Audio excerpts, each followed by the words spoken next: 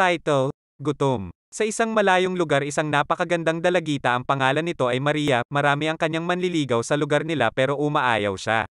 Isang ARW naglalaba si Maria ng damit sa sapa dahil ang mama niya ay WLA kaya napag-utusan siya, isang matandang babae ang lumapit sa kanya.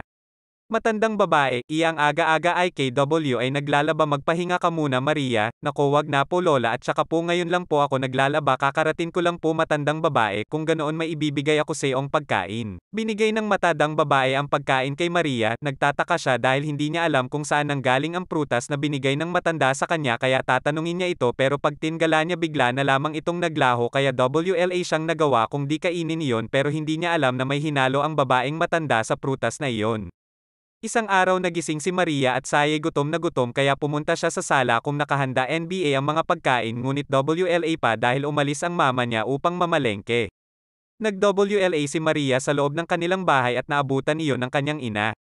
Ina, Maria, Maria anong nangyayari sa iyo Maria kailangan ko ng pagkain nagugutom ako. Sigaw ni Maria na may pagkakaiba ang boses. Maria, kailangan ko ng pagkain ngayon na. May nakita ni Maria ang DLA dala ng kanyang ina at kinuha niya ito at kinain ang manok na hindi luto at kinain niya iyon. Part 2.